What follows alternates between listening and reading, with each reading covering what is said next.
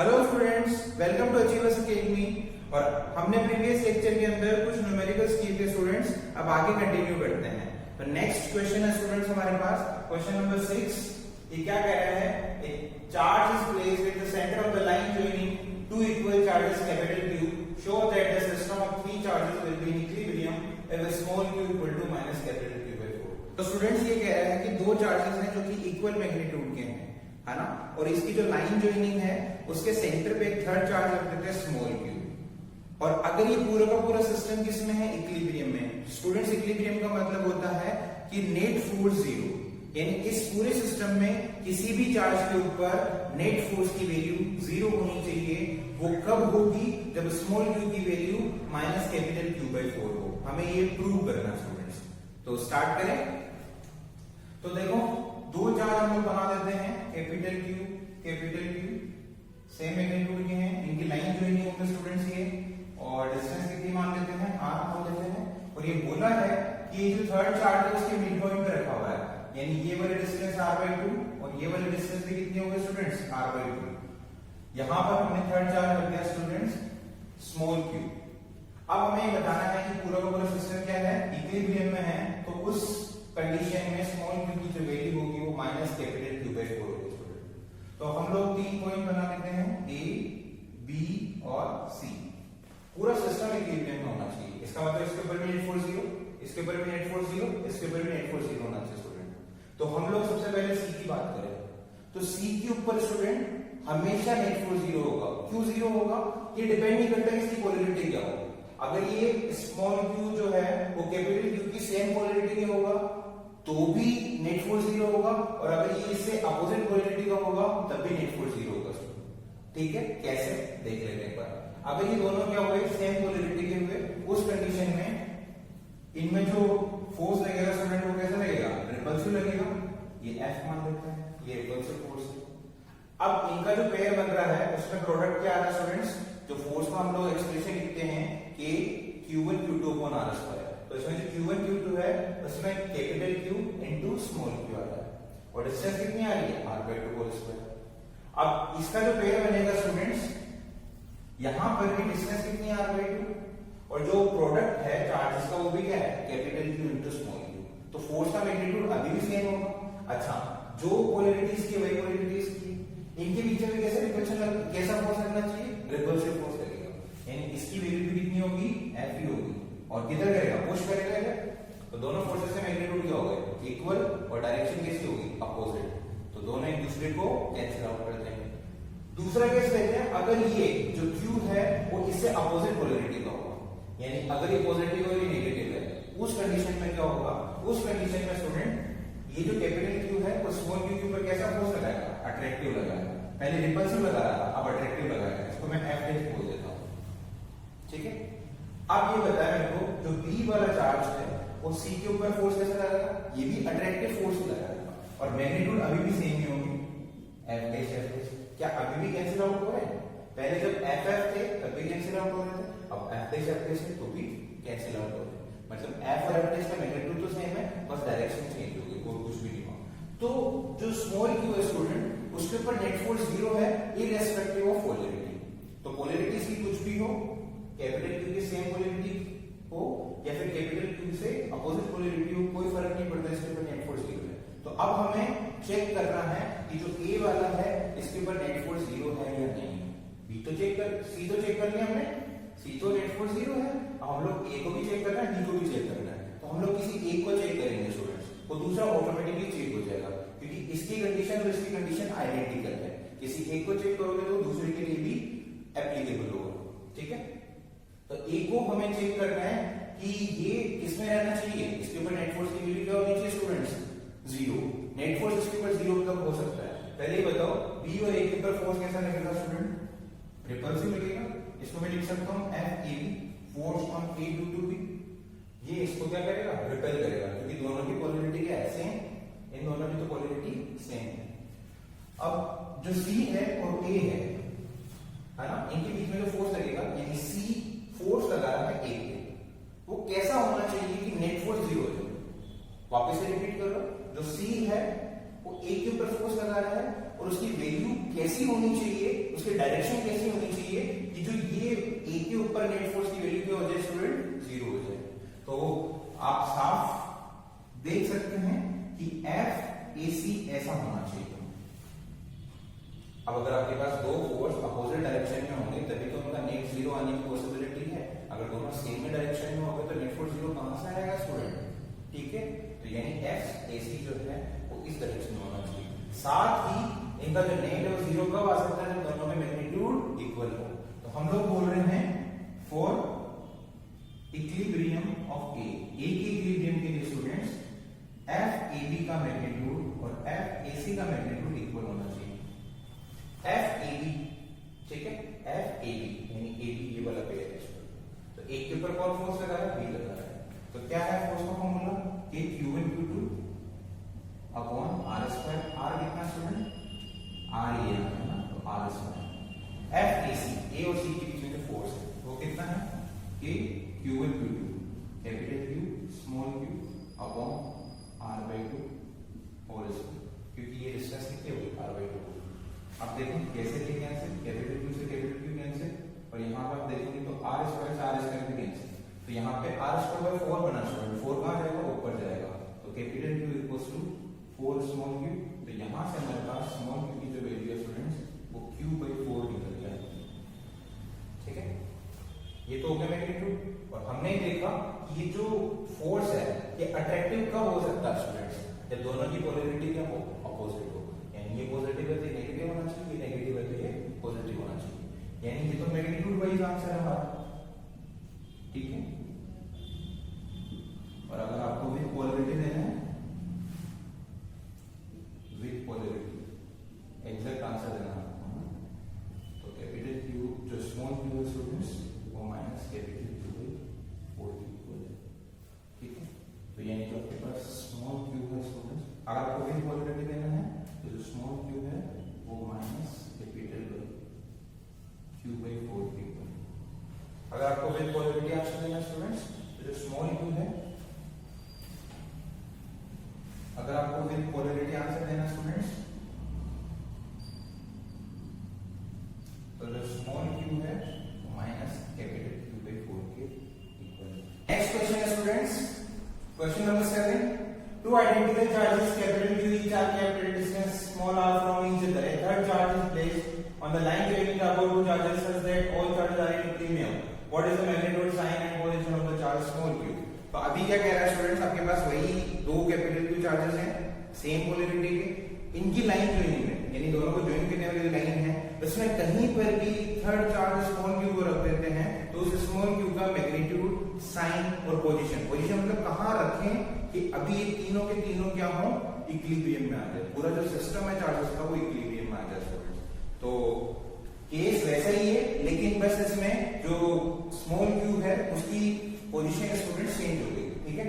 यहाँ पे पहले कहां पे था, ये मिड पॉइंट पे था, अभी बताया नहीं कहां पे रखा हुआ है, अभी ये चीज पता ही नहीं है कि कहां पे रखा हुआ है, लेकिन हमें फाइंड करनी है। क्या करेंगे स्टूडेंट्स, वही ए और बी दो चार्जेस सेम कैपिटल क्यू, इनके लाइन ज्वाइनिंग बना ली, लाइन ज्वाइनिंग के बीच में जो सेपरेशन है वो आ रहा है, उसमें कहीं पर भी एक थर्ड चार्ज रख दिया स्मॉल क्यू सी पॉइंट पे, ठीक है। मान लेते हैं कि ए से एक्स की, ए से सी की जो डिस्टेंस है वो x है, तो सी से पी की कितनी हो जाएगी स्टूडेंट्स, r माइनस x। अब हमें बताना है कि तीनों के तीनों चार्जेस है वो किसमें इक्विलिब्रियम में है। तो सबसे पहले तो सी को उठाते हैं, सी के ऊपर नेट फोर्स 0 होना चाहिए, सी पे नेट फोर्स 0 कब होगा, जब इसका मैग्नीट्यूड और इसका मैग्नीट्यूड क्या हो, इक्वल हो, ठीक है। दोनों के मैग्नीट्यूड क्या होने चाहिए, इक्वल होने चाहिए, और साथ में अपोजिट डायरेक्शन होने चाहिए। तो अपोजिट डायरेक्शन तो आ ही जाएंगे, क्यों आ जाएंगे, सपोज करो ये पॉजिटिव है, ये पॉजिटिव है, ये पॉजिटिव है, तो इनके बीच में कैसा लगेगा, रिपल्सिव फोर्स यानी राइट साइड, इनके बीच में कैसा लगेगा, रिपल्सिव यानी लेफ्ट साइड में। तो कैंसिल आउट तो कर लेंगे, डायरेक्शन तो अपोजिट ही आएगी, बस आपको ये इंश्योर करना है कि मैग्नीट्यूड इक्वल है। तो मैग्नीट्यूड इक्वल के लिए हम लोग कर लेते हैं कि जो सी के ऊपर ये फोर्स लगा रहा है वो किधर है स्टूडेंट्स, पहली बात तो ये अपोजिट पोलैरिटी की होनी चाहिए, ठीक है। अपोजिट पोलैरिटी की होनी चाहिए, तो देख लेते हैं। आगे देखो कि सी की जो इक्विलिब्रियम कंडीशन है वो हम लोग थोड़ा बाद में डिस्कस कर लेते हैं, अभी हमें ये तो क्लियर हो गया कि जो सी है वो इक्विलिब्रियम में हो जाएगा कब, जब आपके पास हमें दोनों फोर्सेस का मैग्नीट्यूड इक्वल आ जाए। अब हम लोग एक ही इक्विलिब्रियम की बात करें तो एक ही इक्विलिब्रियम के लिए क्या है, वही जो कंडीशन हमने सेम पिछली बार अप्लाई करी थी वही अभी हम लोग अप्लाई करते हैं। बी ए के ऊपर फोर्स लगा रहा है, कैसा लगेगा, रिपल्सिव लेफ्ट हैंड साइड में। तो जो सी है वो कैसा लगाना चाहिए, अट्रैक्टिव फोर्स लगाना चाहिए, यानी इन दोनों की पोलैरिटी क्या होनी चाहिए स्टूडेंट्स, अपोजिट। अपोजिट का मतलब है कि अगर ये पॉजिटिव है तो ये नेगेटिव होना चाहिए। अच्छा, अब बात करते हैं कि ये अपोजिट पोलैरिटी है, तो इन दोनों के बीच में कैसा फोर्स लगेगा, अट्रैक्टिव। तो हम लोग एक बार मान लेते हैं कि जो सी पे है ए फोर्स लगा रहा है वो क्या है, एफ सी। जो बी है वो सी के ऊपर फोर्स लगा रहा है, एफ सी बी। इन दोनों फोर्सेस का मैग्नीट्यूड क्या होना चाहिए स्टूडेंट्स, इक्वल होना चाहिए, यानी F C A should be equal to F C B. ठीक है, डायरेक्शन तो ऑपोजिट है, तो एफ सी और एफ सी बी की वैल्यू कितनी हो जाएगी बताओ, small K capital Q small q upon X square is equal to K capital Q small q upon R minus X whole square. तो स्टूडेंट्स ये पूरा पूरा नेक्स्ट से तो X square is equal to R minus X whole square. तो यहाँ से जो एक्स की वैल्यू आती है स्टूडेंट्स वो आर वैल्यू मिल जाती है। क्लियर है चीज, यानी ये डेफिनेटली इसके मिड पॉइंट होना चाहिए, वही सेम टू सेम सिचुएशन है स्टूडेंट्स, बस इसको थोड़ा सा मॉडिफाई कर दिया। इसमें आपको बता दिया था कि मिड पॉइंट पर रखा हुआ है, आपको ज्यादा मेहनत नहीं करनी पड़ी, इसमें नहीं बताया। लेकिन ये तो जरूर है कि सी इक्विलिब्रियम में तभी हो सकता है क्योंकि फोर्सेस अपोजिट डायरेक्शन में लग रहे हैं, और ये इक्विलिब्रियम में तभी होगा जब मैग्नीट्यूड भी इक्वल हो। मैग्नीट्यूड कब इक्वल हो सकते हैं, क्योंकि चार्जेस के जो प्रोडक्ट बन रहे हैं कैपिटल के स्मॉल क्यू कैपिटल के स्मॉल क्यू वो तो सेम बन रहे हैं, तो डिस्टेंस भी सेम होनी चाहिए। अगर चार्जेस के जो प्रोडक्ट वो डिफरेंट होते तो हम लोग बोल सकते थे कि यहाँ पर भी जो डिस्टेंस अगर सेम नहीं है फिर भी फोर्सेस इक्वल हो सकते थे। कब हो सकते थे, जब इनके जो पेयर है वो डिफरेंट होते हैं स्टूडेंट्स। ये पेयर जो है वो डिफरेंट होते हैं, जैसे ये 2 कूलम 3 कूलम है तो हो सकता है 3 कूलम 4 कूलम होता, तो उस कंडीशन में अलग डिस्टेंस पर भी यानी सेम डिस्टेंस पे नहीं रखे हो फिर भी फोर्सेस के मैग्नीट्यूड इक्वल आ सकते हैं। लेकिन आपके पास प्रोडक्ट तो सेम है, चार्जेस का जो प्रोडक्ट है वो सेम है, तो ये फोर्सेस के मैग्नीट्यूड इक्वल कब आ सकते हैं, जब इनको सेम डिस्टेंस पे रखा जाए, यानी इसको मिड पॉइंट पर रखना पड़ेगा। ठीक है, तो इसकी पोजीशन तो आ गई, साथ में ये भी बता दिया कि इन दोनों की पोलैरिटी वो कैसी है, अपोजिट है। और अब आप देख ही सकते हैं एक के ऊपर हम लोग इक्विलिब्रियम देख लेते हैं। एक के ऊपर इक्विलिब्रियम का मतलब वही है जो हमने पहले किया है, सी का फोर्स निकाले स्टूडेंट्स, तो ए और सी के बीच में कैसा फोर्स है, एफ ए सी अट्रैक्टिव है। ए के ऊपर निकाल रहे हैं फोर्स, कौन लगा रहा है, सी लगा रहा है। ठीक है, तो F A C force on A due to C. B का फोर्स देख लेते हैं, तो वो कैसा होगा स्टूडेंट्स, ऐसा होगा F A B, F A B repulsive होगा। दोनों के मैग्नीट्यूड भी क्या होने चाहिए, इक्वल होने चाहिए। तो स्टूडेंट्स ये तो किस चीज की थी, फॉर इक्विलिब्रियम ऑफ सी, तो सी के इक्विलिब्रियम से हमने पोजीशन निकाली। अब ए के इक्विलिब्रियम से फॉर इक्विलिब्रियम ऑफ ए हम लोग इसकी जो वैल्यू है वो निकालेंगे स्टूडेंट्स। ठीक है, ए के इक्विलिब्रियम के लिए हम क्या करेंगे, F A C should be equal to F A B. F A C का मैग्नीट्यूड कितना students, A capital Q small q upon X square. ठीक है, और इन दोनों के बीच का मैग्नीट्यूड कितना है, A capital Q upon R square. ठीक है, यहां से आपके पास क्यू, अच्छा एक्स का आर बाय 2 लिख सकते हैं, अगर हमने निकाला तो आर स्क्वायर 4 हो जाएगा स्टूडेंट्स, आर बाय 2 का whole square capital Q upon R square, R square R square है। तो यहां से आपका स्मॉल क्यू आएगा स्टूडेंट्स, वो कितना आ जाएगा आपके पास, क्यू बाय 4। वही प्रीवियस वैल्यू बिल्कुल same, magnitude wise polarity wise opposite, तो एग्जैक्टली हम लोग आंसर लिखें तो स्मॉल क्यू क्या है, माइनस ए। हमारे पास student two similar balls each having mass small m and charge small q are hung from a silk thread of length L. Prove that equilibrium separation x equal to q square L upon 2 pi epsilon naught times e की power 1/3 when each thread makes a small angle theta with the vertical. तो आपके पास क्या students, दो similar balls हैं, है ना, जिनका जो चार्ज है स्टूडेंट वो सेम है, जिनका जो मास है वो भी सेम है।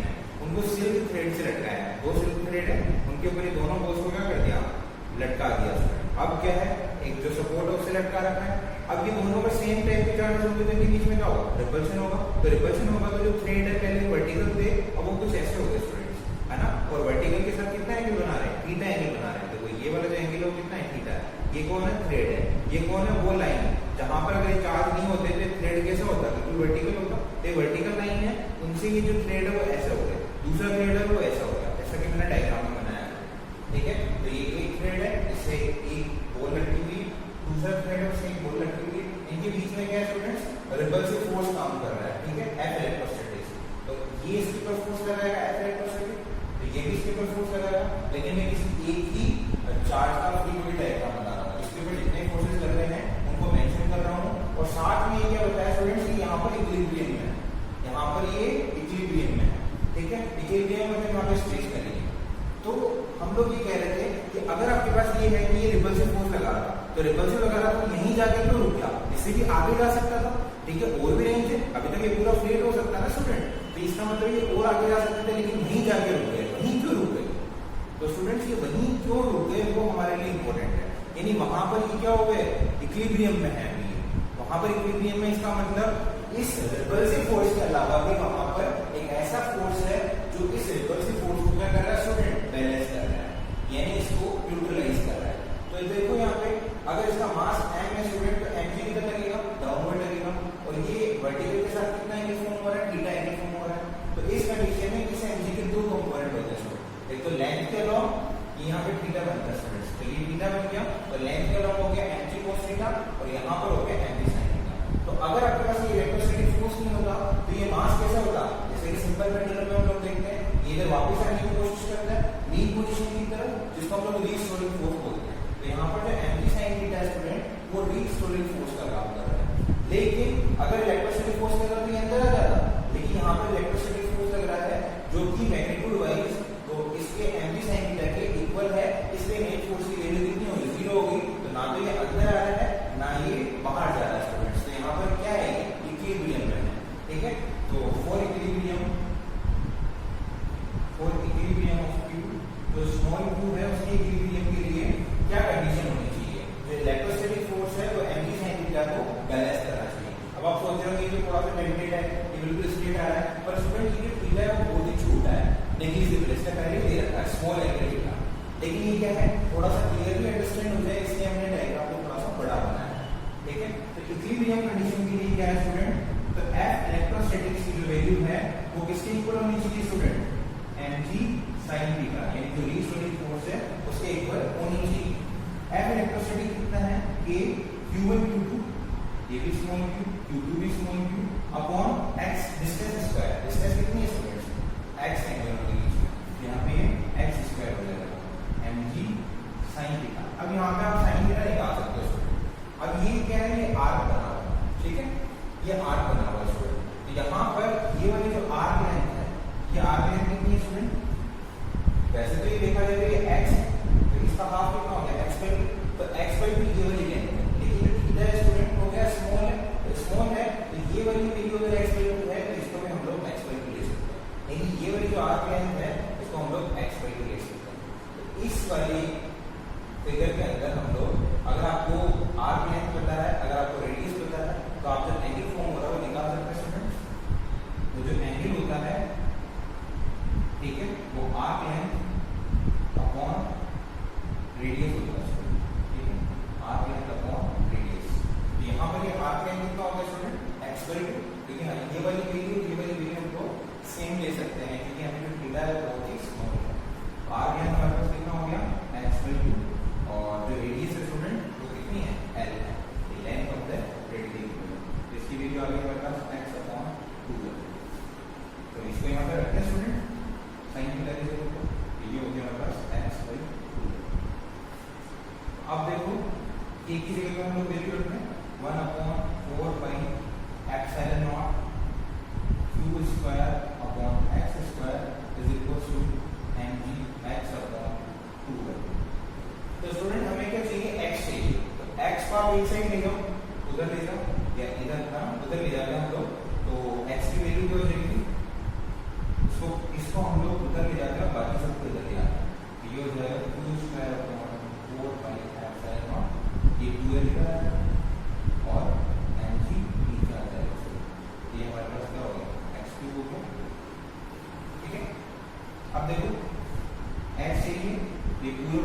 कितना आ जाएगा 1/3 पावर आ जाएगा, यानी आप ये देखो यहाँ पे उसी q square l upon 2 pi epsilon not mg की पावर, तो ये q क्लियर है चीज। ये इसको प्रूव कर रहा था, जो सेपरेशन है वो इतनी होनी चाहिए, ठीक है क्लियर। तो स्टूडेंट्स नेक्स्ट क्वेश्चन हमारे पास, two small spheres each having mass m kg and charge q coulomb are suspended from a point by insulating threads each 1 meter long but of negligible mass, and theta is the angle matched with the vertical when equilibrium has been attained, so that q square equal to 4 mg l square sin square tan theta 4 pi epsilon naught। Students पहले आप एक बार इसका screenshot ले लें, ठीक है friends. इसमें क्या है, आपके पास एक सपोर्ट है, उससे दो थ्रेड बांध रखे हैं, उनके ऊपर आपने क्या किया, आइडेंटिकल स्फीयर्स को हैंग कर दिया। अभी क्या होगा, इनके ऊपर इलेक्ट्रोस्टैटिक फोर्स लगेगा, तो ये वर्टिकल के साथ क्या करेंगे, थोड़ा एंगल बना लेंगे। अब इनके बीच में रिपल्सिव फोर्स लग रहा है, तो रिपल्सिव फोर्स ये कहीं पे भी जा सकते थे, लेकिन इनके बीच में क्या है, एक रीस्टोरिंग फोर्स भी लग रहा है स्टूडेंट्स, जो कि हमने प्रीवियस क्वेश्चन में किया था। mg sin थीटा किधर लग रहा है, मीन पोजीशन के टुवर्ड्स, जो कि इस वाले स्फीयर को क्या कर रहा है, मीन पोजीशन पर लाने की कोशिश कर रहा है, और जो इलेक्ट्रोस्टैटिक फोर्स है उसको बाहर ले जाने की कोशिश कर रहा है। तो इस कंडीशन में ये इसके ऊपर जो नेट फोर्स है वो कितना है, 0 है, तो ये क्या है, इक्विलिब्रियम में स्टूडेंट्स। तो अभी ये जो चार्जेस हैं वो किसमें है, इक्विलिब्रियम में रखे हुए हैं, और इस इक्विलिब्रियम वाली कंडीशन में आपको ये बताना है कि जो चार्ज है उसकी वैल्यू कितनी है, चार्ज की वैल्यू कितनी आनी चाहिए स्टूडेंट, ठीक है, थीटा के टर्म में, एल की टर्म में, mg के टर्म में आपको फाइंड करनी है। तो इसके लिए हमने क्या किया स्टूडेंट्स, देखो इसके ऊपर जितने भी फोर्सेस लग रहे थे उनको मैंने मेंशन किया है। कौन कौन से फोर्सेस लग रहे हैं, mg डाउनवर्ड लग रहा है, जो F इलेक्ट्रोस्टैटिक है वो लेफ्ट साइड में लग रहा है क्योंकि रिपल्सिव फोर्स है स्टूडेंट। अच्छा, इसमें लेंथ के अलोंग जो थ्रेड है उसमें क्या लगेगा स्टूडेंट, टेंशन लगेगी। अच्छा, इस टेंशन को मैं क्या कर रहा हूँ, दो कंपोनेंट में डिवाइड कर रहा हूँ। मैंने एक वर्टिकल लाइन ड्रॉ करी, तो ये वाला जो एंगल बनेगा स्टूडेंट वो थीटा बनेगा, क्यों, क्योंकि ये जेड शेप बन रहा है, अल्टरनेटिव टीरियड एंगल, तो ये जो थीटा बन रहा है, और थीटा के साथ वाला जो कंपोनेंट होता है स्टूडेंट वो cos थीटा होता है। तो अगर ये t है तो ये वाला कंपोनेंट t cos थीटा, और ये वाला कंपोनेंट t sin थीटा। और अगर हम लोग इसे इक्विलिब्रियम इक्वेशंस लिखते हैं तो यहाँ पर राइट साइड वाला फोर्स लेफ्ट साइड फोर्स के इक्वल होना चाहिए, क्योंकि ये इक्विलिब्रियम में है। जो अपवर्ड फोर्स है वो डाउनवर्ड फोर्स के इक्वल होना चाहिए स्टूडेंट। इसमें इक्विलिब्रियम में है तो इसकी इक्वेशंस लिख सकते हैं हम लोग फॉर इक्विलिब्रियम। इक्विलिब्रियम वाले केस में क्या क्या चीजें होनी चाहिए, जो राइट साइड वाला फोर्स है वो लेफ्ट साइड के इक्वल होना चाहिए, यानी F इलेक्ट्रोस्टैटिक्स की जो वैल्यू है स्टूडेंट वो T sin थीटा के इक्वल होनी चाहिए। इसको इक्वेशन नंबर 1 दे सकता हूं। सिमिलरली जो अपवर्ड फोर्स और डाउनवर्ड फोर्स के इक्वल होना चाहिए, यानी T cos थीटा की वैल्यू mg के इक्वल होनी चाहिए, ठीक है। इसको इक्वेशन नंबर 2 दे सकते हैं। इक्वेशन 1 को इक्वेशन 2 से अगर हम लोग डिवाइड करते हैं स्टूडेंट, तो हम देखते हैं कि F इलेक्ट्रोस्टैटिक्स अपॉन mg की वैल्यू tan थीटा के इक्वल आती है, ठीक है स्टूडेंट। अब F इलेक्ट्रोस्टैटिक कितना होगा, कि q स्क्वायर अपॉन ये वाले डिस्टेंस लिखते हैं स्टूडेंट, ठीक है। एक बार हम लोग उस डिस्टेंस को x मानते हैं तो ये वाला डिस्टेंस हो जाएगा हमारे पास 2x। ये वाली डिस्टेंस अगर मैं इसको x लेता हूं तो ये वाला डिस्टेंस कितनी हो जाएगी, ये भी x, ये भी x, ये 2x हो गई। एक बार के लिए हम लोग इसको 2x का होल स्क्वायर लिखते हैं, divided by mg is equal to tan theta. यहां से आपके पास q स्क्वायर की जो वैल्यू है स्टूडेंट वो कितनी हो जाएगी, mg 4x square tan theta upon k e q square आ जाएगा। अगर आप चाहो तो k की वैल्यू क्या लिख सकते हो, 1/4 पाई एप्सिलॉन नॉट, ठीक है। ये 4 पाई एप्सिलॉन नॉट बदल जाएगा, तो 4 pi epsilon not 4x square mg tan theta, ये हमारे पास क्या है स्टूडेंट, q स्क्वायर है। अब अभी तक हमारे पास ये किस टर्म में है, x के टर्म में, लेकिन यहाँ पे क्या आ रहा है, कहीं पे x आ रहा है क्या, यहाँ पे l आ रहा है स्टूडेंट, तो x को l में कन्वर्ट करते हैं। अभी देखो आप, ये मैंने x माना है, यहाँ से यहाँ तक की डिस्टेंस, यहाँ से यहाँ तक की कितनी है, ये वाली डिस्टेंस l है, ये वाला एंगल कितना है, थीटा है। तो आपके पास ये ऐसा ट्रायंगल बन रहा है, ये वाला एंगल थीटा ये वाली वैल्यू एल और ये वाली वैल्यू एक्स है, ठीक है। तो थीटा यहाँ बन रहा है, तो ये बेस है स्टूडेंट और ये परपेंडिकुलर है, तो आप क्या लिख सकते हो, तो परपेंडिकुलर होगा तो एल sin थीटा के इक्वल होगा, यानी बेस के साथ एल cos थीटा और ये जो परपेंडिकुलर होगा वो एल sin थीटा होगा। तो एक्स हमारे पास कितना आ गया, एल sin थीटा आ गया, तो लिख दो वहां पे। तो जैसे ही हम लोग इसको Q square equal to 4 pi epsilon naught 4 X square की जगह पे क्या रखेंगे, एल sin थीटा, यानी L square sin square theta mg into n, ठीक है स्टूडेंट। ये भी गिवन है, देखो Q square equal to 4 mg sin square theta tan theta L square और आगे मल्टीप्लाई करा 4 का एप्सिलॉन नॉट से, प्रूव हो गया, ठीक है। आप इसको कॉपी कर लें स्टूडेंट, स्क्रीनशॉट ले लें। स्टूडेंट्स नेक्स्ट क्वेश्चन हमारे पास है, an infinite number of charges each equal to 4 microcoulomb are placed along x axis at x equal to 1 meter, x equal to 2 meter, x equal to 4 meter and x equal to 8 meter and so on. Find the total force on a charge of 1 coulomb placed at the origin. तो ये क्या कर रहे हैं students, आपके पास एक x axis है, उस पे चार्जेस रखे हुए, ओरिजिन पे 1 कूलम चार्ज रखा हुआ, x इक्वल टू 1 मीटर पे 4 micro coulomb, x equal to 2 metre पे, मतलब अगर मैं इसको q दे देता हूं नाम, तो यहां पर भी q, x इक्वल टू 4 पे भी q, x इक्वल टू 8 पे भी q, यानी x इक्वल टू 1 2 4 8 16 है ना 32, ऐसे x पे क्या रखा हुआ है, एक चार्ज रखा हुआ है ना, जिसका जो मैग्नीट्यूड है वो क्या है, q equal to 4 micro coulomb. अच्छा, जो ओरिजिन है उसके ऊपर कितना चार्ज रखा हुआ है, 1 कूलम, इसको मैंने कैपिटल क्यू मानना है स्टूडेंट। अब आपको ये बताना है कि जो ओरिजिन है इसके ऊपर रखे हुए चार्जेस का जो नेट फोर्स है वो कितना है। तो अब इस चार्ज के ऊपर ये वाला चार्ज भी फोर्स लगाएगा, ये वाला चार्ज भी फोर्स लगाएगा, ये वाला भी फोर्स लगाएगा, तो जितने भी चार्जेस रखे हुए हैं वो सारे फोर्स लगाएंगे। अच्छा, उन सबकी डायरेक्शन किधर होगी, लेफ्ट साइड में, क्योंकि चार्जेस की पोलैरिटी क्या है स्टूडेंट, सेम है, कहीं पर भी नेगेटिव चार्ज मेंशन नहीं किया है, तो ये सारे चार्जेस कैसे हैं, पॉजिटिव है, तो पॉजिटिव चार्जेस के बीच में क्या होगा, रिपल्शन होगा, ठीक है। तो ये फर्स्ट वाला चार्ज फोर्स लगा रहा है, तो फोर्स का जो मैग्नीट्यूड है स्टूडेंट वो सबसे ज्यादा आएगा, तो ये डिस्टेंस कम है, तो मैंने बड़ा एरो बनाया है। सेकंड वाला चार्ज भी लगाएगा, लेकिन इसके फोर्स का मैग्नीट्यूड कम हो जाएगा, थर्ड वाला लगाएगा, कम हो जाएगा, है ना। तो जैसे जैसे डिस्टेंस बढ़ती जाएगी फोर्स का मैग्नीट्यूड छोटा होता जाएगा।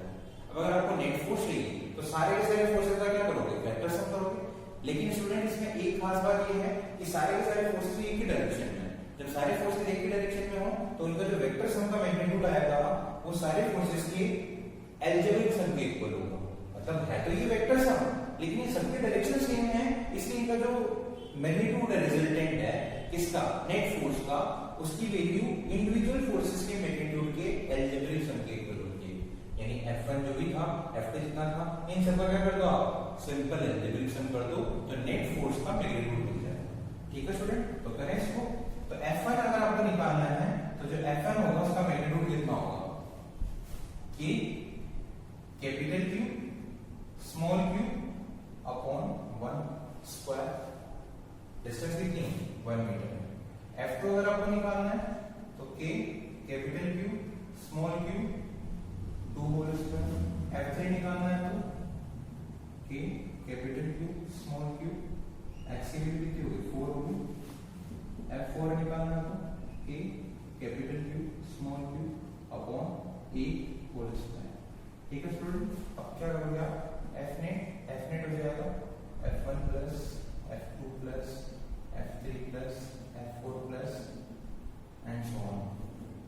तो K capital Q small q upon 1 square, K capital Q small q 2 square, K capital Q small q 4 whole square, K capital Q small q 8 whole square and so on. ठीक है, अब देखो student, अगर मैं अपने K capital Q small q को बाहर ले लेता हूँ, यहाँ पे मेरे पास बनेगा 1 upon 1 square, 1 upon 2 square, 1 upon 4 square, 1 upon 8 square and so on. ठीक है, क्लियर है चीज? इसको मैं थोड़ा सा ओपन कर देता हूँ। 1/1/4 1/16 1/64 and so on। स्टूडेंट क्या ये जीटी बन रही है? ज्योमेट्रिक प्रोग्रेशन है स्टूडेंट, ठीक है। तो ये क्या है?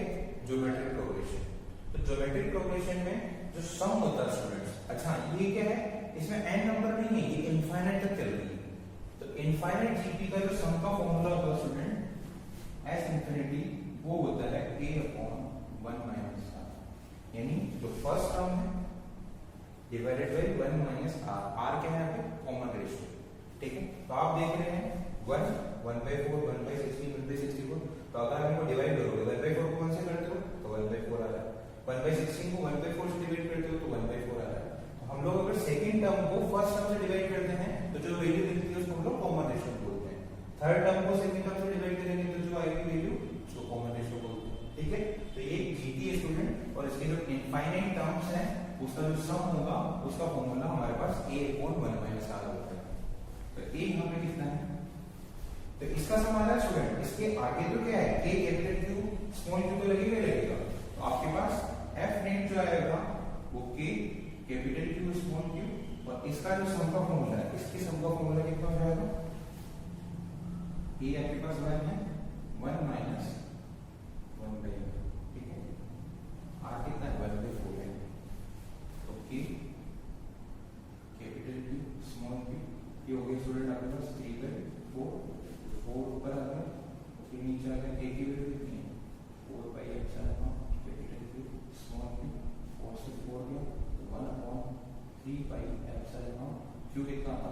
1 था, स्मॉल q कितना था? 4 माइक्रो कूलम, 4 × 10⁻⁻6।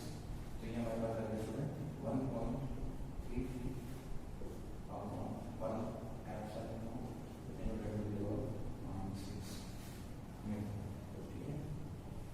क्लियर है स्टूडेंट? ये हमारे पास नेट फोर्स की वैल्यू है, ठीक है। तो अब सॉल्यूशन का स्क्रीनशॉट ले। तो स्टूडेंट्स नेक्स्ट क्वेश्चन हमारे पास, consider 3 charges q1 q2 q3 each equal to small q at the vertices of an equilateral triangle of side L. What is the force on a charge capital Q with the same sign as small q placed at the centroid of the triangle? तो आपके पास क्या है? Triangle के centroid पे capital Q charge रखा हुआ है और उसके वर्टिसेस पे जो है वो स्मॉल q चार्जेस रखे हुए हैं। तो आप ये बताओ कि इस सेंट्रोइड वाले जो चार्ज है उसके ऊपर नेट फोर्स कितना है स्टूडेंट्स? आपको ये फाइंड करना है। तो हम क्या करते हैं स्टूडेंट्स, हमने प्रिंसिपल ऑफ सुपरपोजिशन पढ़ा था। इसमें क्या होता है, जब किसी एक चार्ज के ऊपर आपको नेट फोर्स निकालने हैं तो आप क्या करो, एक एक चार्जेस की वजह से फोर्स निकालो।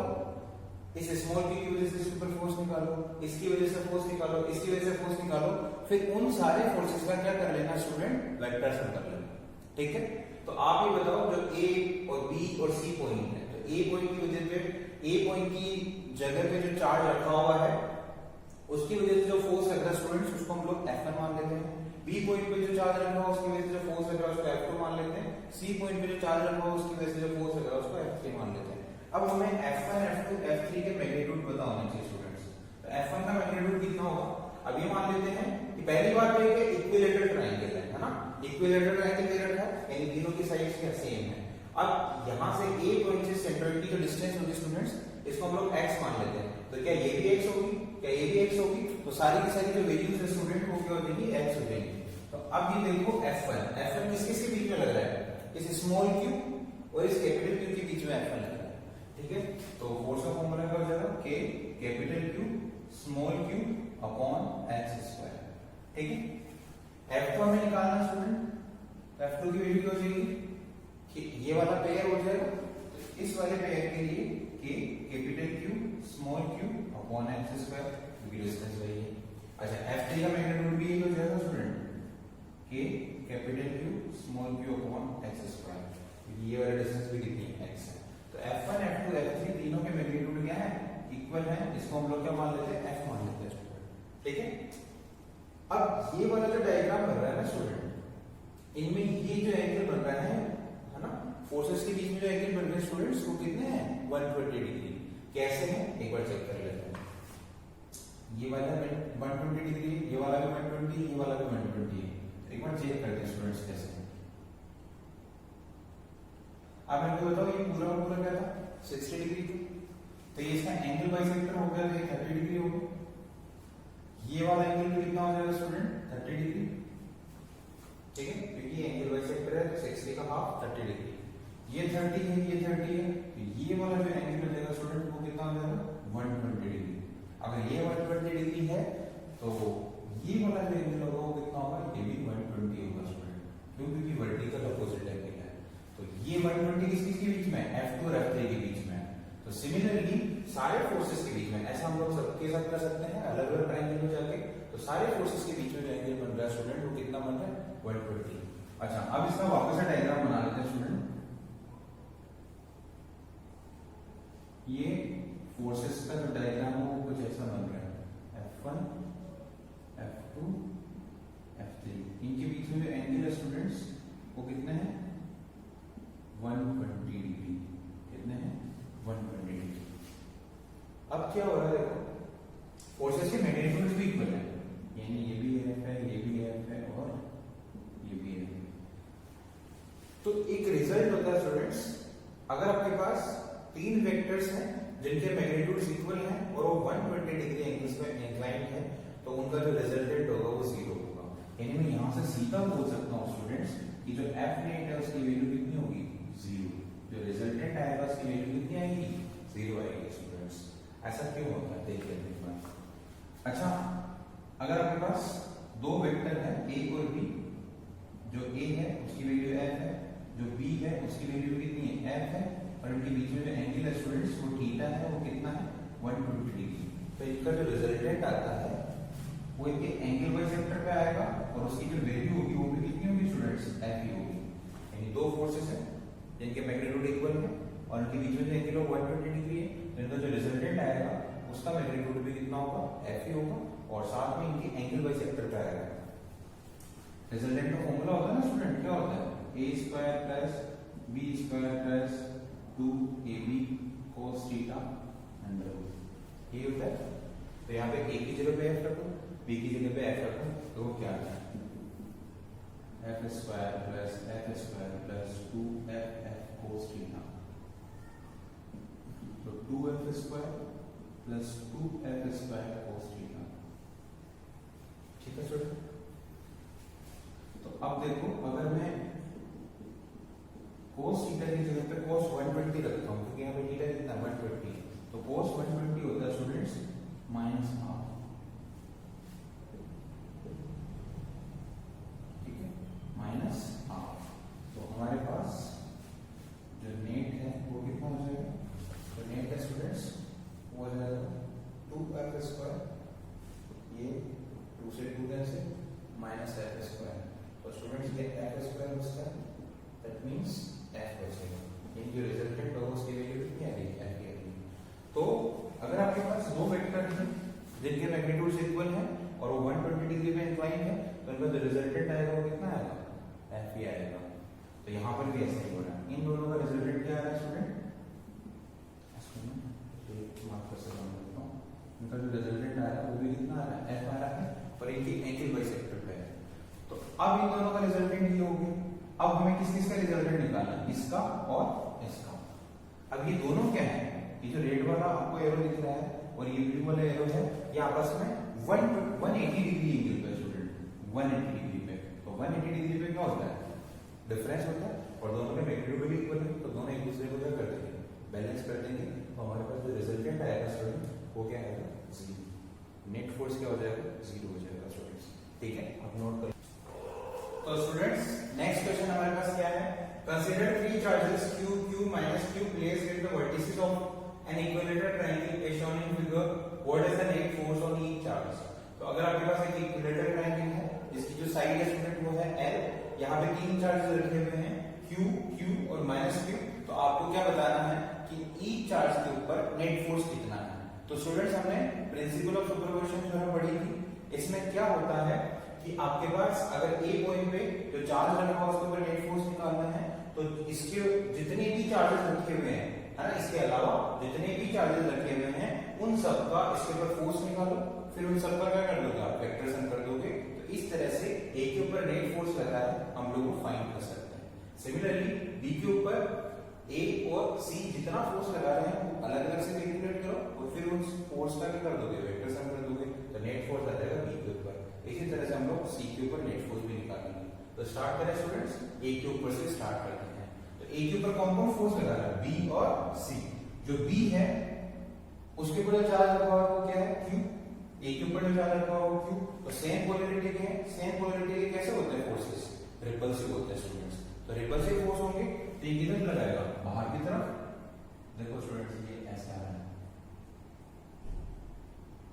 ठीक है। इसको मैं बोल सकता हूं F A B, force on A due to B.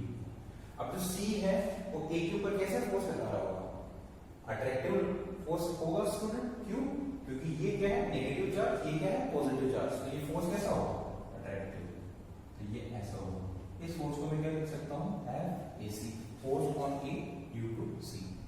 अच्छा स्टूडेंट, इनमें क्या है, क्या खास बात है, एफ ए बी और एफ ए सी का मैग्नीट्यूड इक्वल है।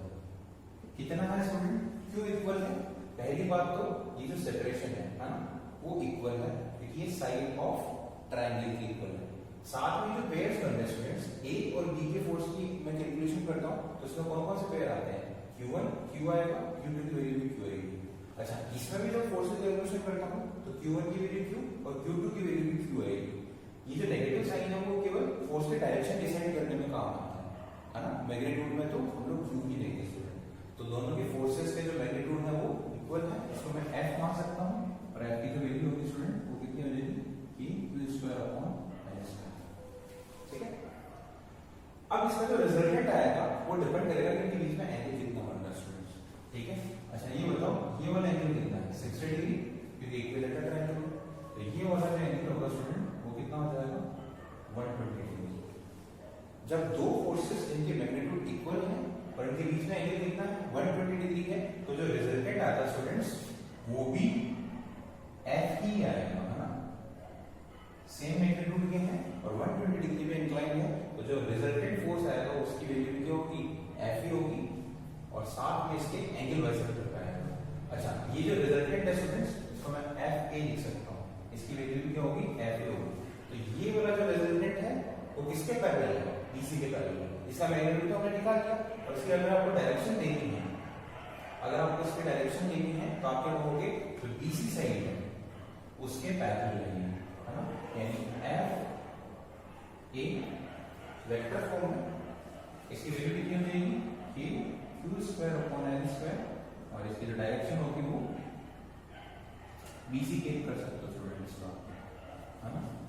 BCC जो है डायरेक्शन इसके पैरेलल रहेगी, ठीक है। अब बात करते हैं स्टूडेंट B पॉइंट के ऊपर जो चार्ज रखा हुआ है उसके ऊपर नेट फोर्स कितना लग रहा है। तो ये देखो B के ऊपर कौन कौन फोर्स लगा रहा है, C भी लगा रहा है और A भी लगा रहा है। तो C कैसे लगाएगा, अट्रैक्टिव फोर्स लगाएगा स्टूडेंट्स। इसको मैं लिख रहा हूं FBC, force on B due to C। A भी लगा रहा है, A कैसे लगाएगा, रिपल्सिव लगाएगा। तो कुछ ऐसा आ रहा है स्टूडेंट, ठीक है। तो ये रिपल्सिव फोर्स और ये अट्रैक्टिव है। अच्छा, इनके बीच में एंगल कितना होगा स्टूडेंट, ये 120 डिग्री है। क्यों, क्योंकि ये 60 डिग्री है, ये 120 डिग्री हो गई।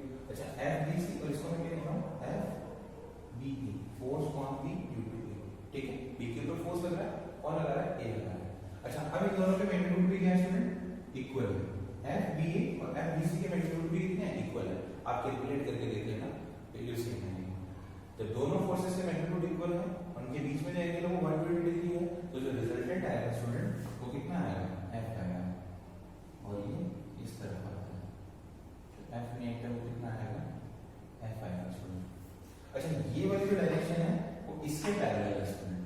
तो अगर आपको FB की डायरेक्शन देनी हो तो इसकी वैल्यू भी सेम होगी, K² अपॉन L² यानी F के इक्वल, और इसकी जो डायरेक्शन है स्टूडेंट वो इस डायरेक्शन के पैरेलल है।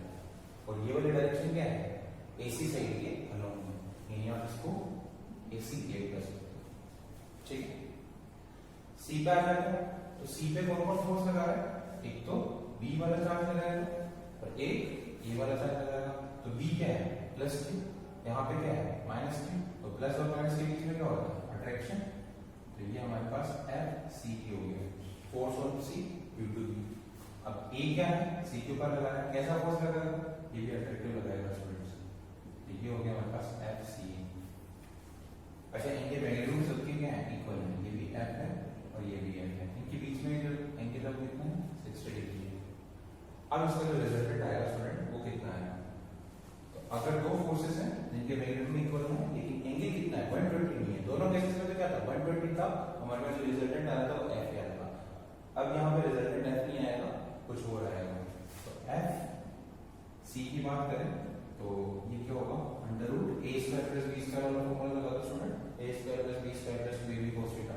तो यहाँ पर ये एफ स्क्वायर है, ये भी एफ स्क्वायर है plus 2f into f cos 60, f square f square कितना होगा 2f स्क्वायर cos 60 होता है हाफ, तो 2f square plus f square होगा स्टूडेंट 3f स्क्वायर का under root that is root 3f। f c की value दी, ठीक है। तो ये तो हो गया इसका मैग्नीट्यूड, ये जैसा f c रूट 3f और अगर इसकी डायरेक्शन अगर आपको लेनी है तो जो एफ सी वेक्टर फॉर्म में आएगा वो √3 k Q square upon n square, और इसकी डायरेक्शन है स्टूडेंट, इसकी डायरेक्शन है, इसकी डायरेक्शन है इसके परपेंडिकुलर, ठीक है। इसको आप मिलाओगे तो इसके परपेंडिकुलर है स्टूडेंट, ठीक है। तो आप इसको एक नया वेक्टर देना पड़ेगा आपको n k, ठीक है। तो n k इज परपेंडिकुलर टू इसके परपेंडिकुलर ये ए बी के परपेंडिकुलर, ठीक है। तो ये हमारे पास तीनों चार्जेस के ऊपर कितना नेट फोर्स लगा स्टूडेंट्स वो हमने कैलकुलेट कर लिया, आप नोट कर लें इसको।